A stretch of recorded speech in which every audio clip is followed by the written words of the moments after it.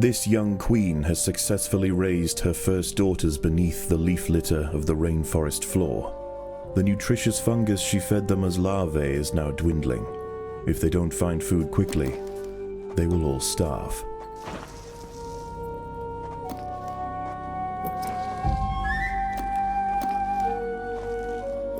The juicy grubs nearby are a staple meal for many underground opportunists, but for now at least, they will go ignored. This budding Atacephalotus leafcutter colony has only one viable source of food, and it must be collected above ground.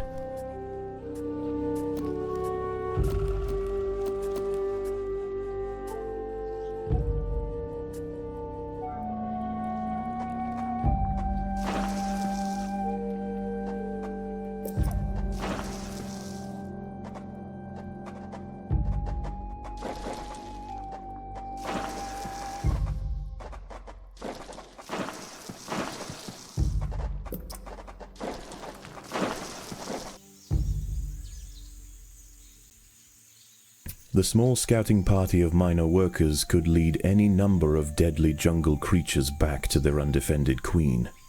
They will need time and luck on their side. The workers have located a patch of young seedlings, just what they were looking for. The leaves are soft enough to be sliced up with ease and carried back to the nest. The harvested leaf chunks are not eaten directly. Instead, they are used by the very smallest minim workers to cultivate a nutritious fungus.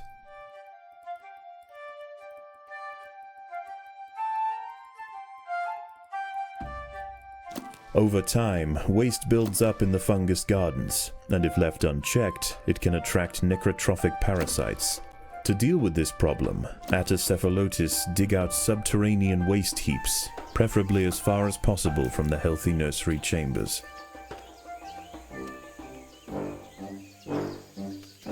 A brightly patterned jumping spider, Secasviridae purpureus, has subdued one of the workers. This expert solo hunter combines extreme agility with incredible forward vision, allowing it to pounce on unsuspecting prey with pinpoint accuracy.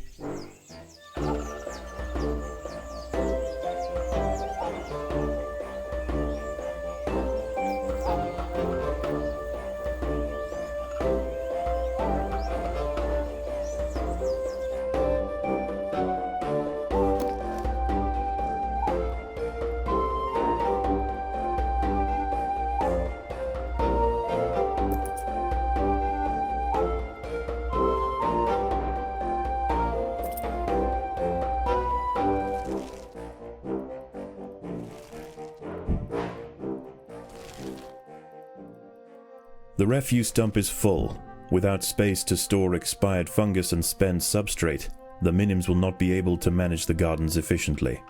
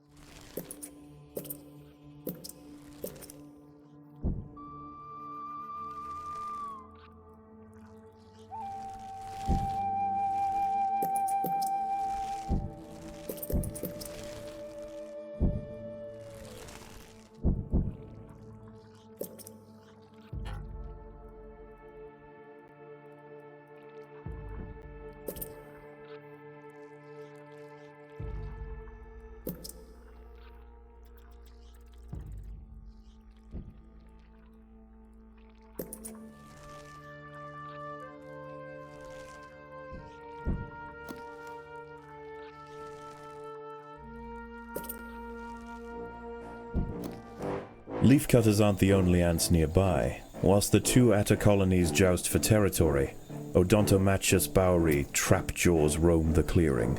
They can be found hunting alone or in small packs for vulnerable invertebrates to take back to their nest. They use snapping jaws to bludgeon their targets, exerting 300 times their body weight in a single blow. The most accessible leaves are located to the north of the nest entrance. However, another atta colony has already laid claim to them. The close proximity of these nests places the two colonies in direct competition with one another. Time will tell which has the potential to grow into a great empire, and which will submit to the unforgiving law of the undergrowth.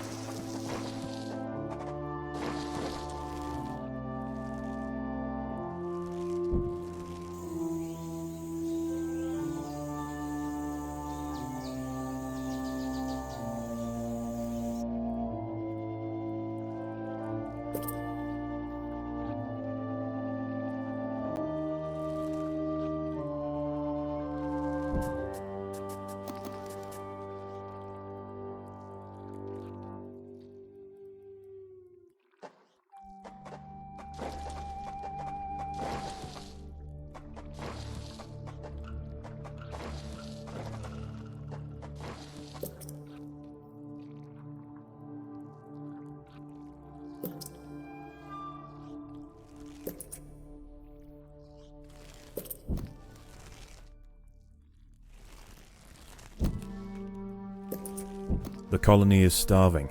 There is not enough food to feed the new brood.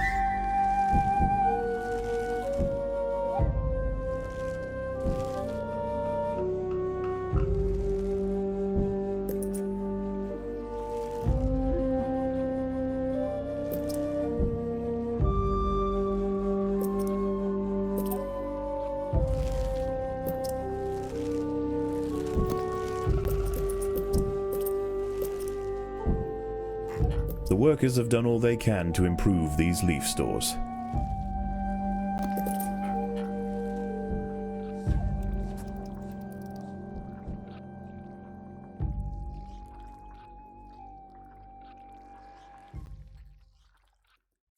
As the sun sets below the horizon, and the thick rainforest canopy shrouds all but the slightest glimmer of moonlight, the predators of the night begin to emerge.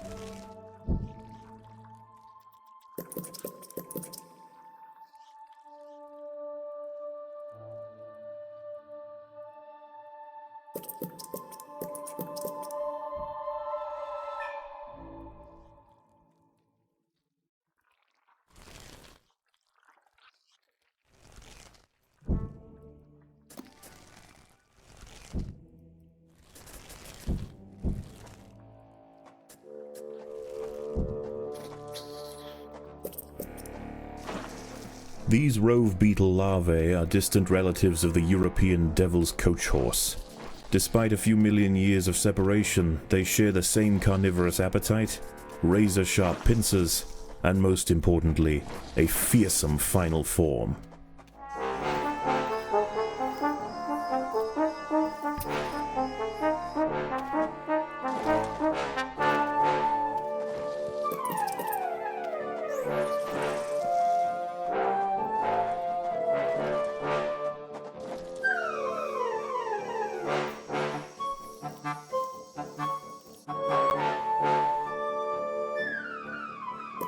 The workers have done all they can to improve this refuse dump.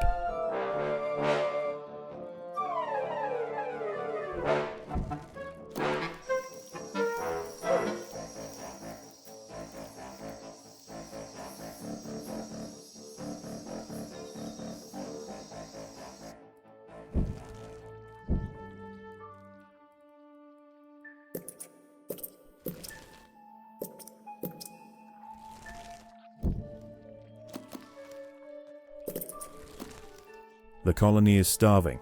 There's not enough food to feed the new brood.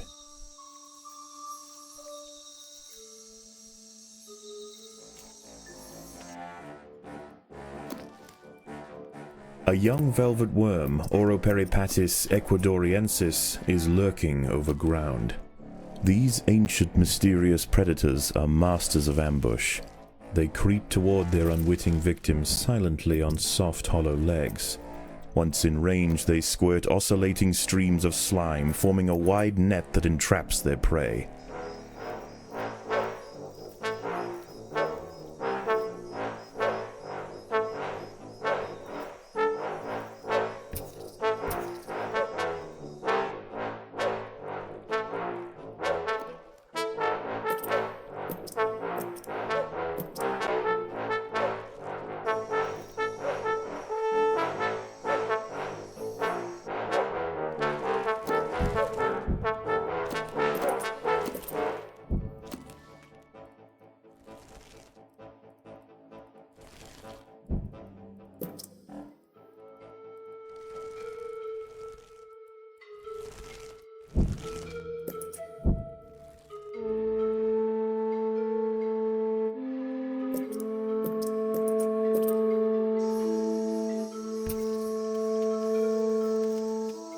The ants must defend themselves.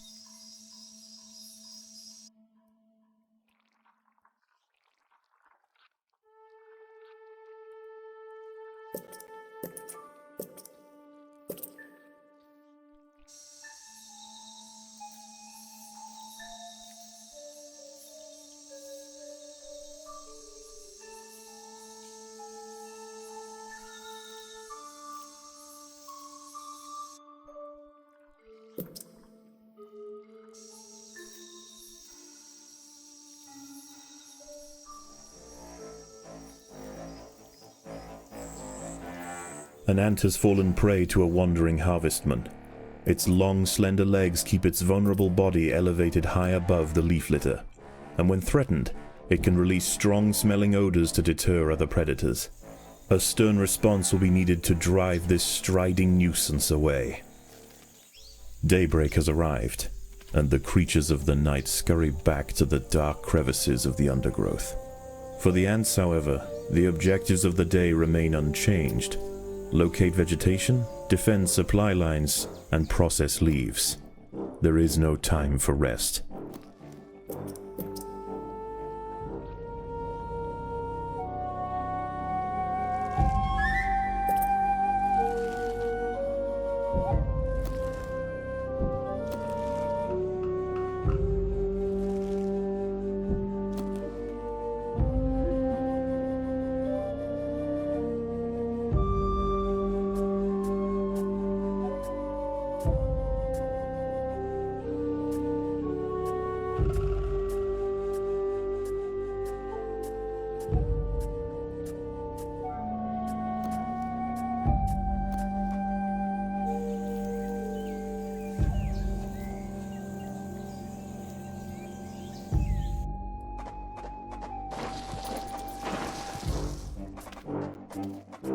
Predators are loose in the nest. The larvae must be protected.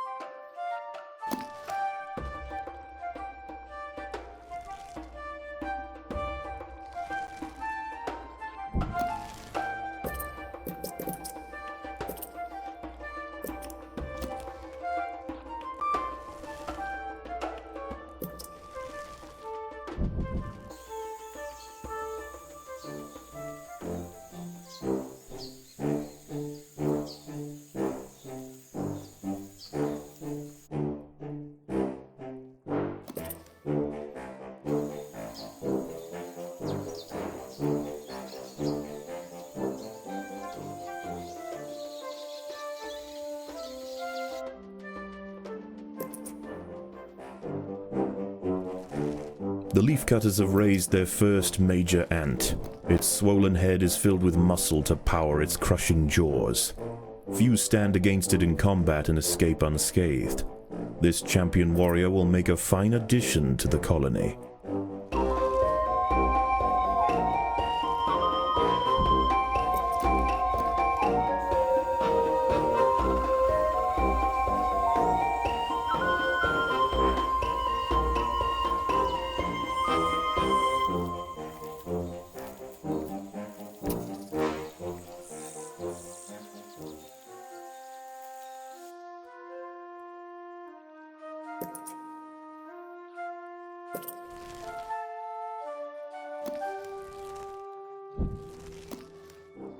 One of the ants has fallen prey to a young, leaf-mimic praying mantis.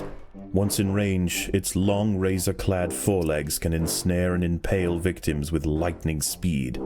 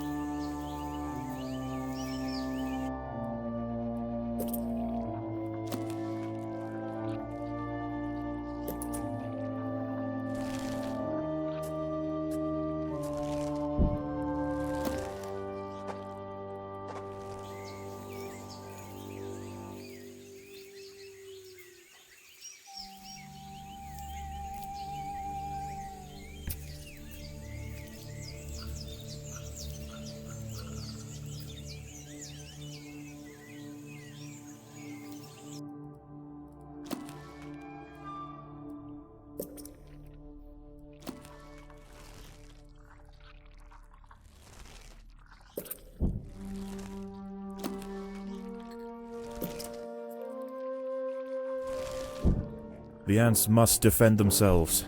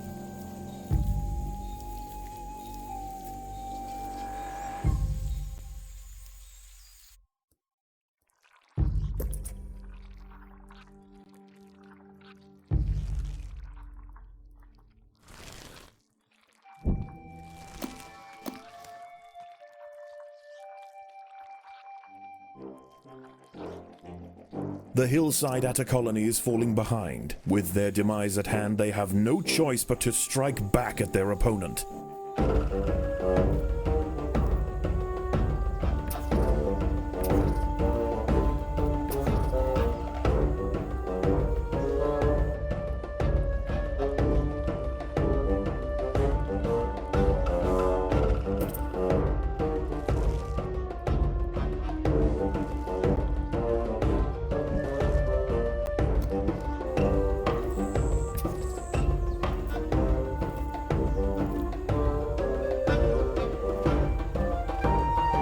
The battle has begun.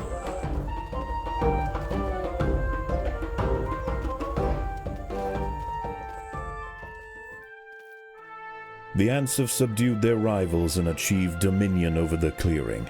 As the competition withers, they will extend their territory in all directions, firmly establishing their agricultural empire. One day this colony will number in the millions.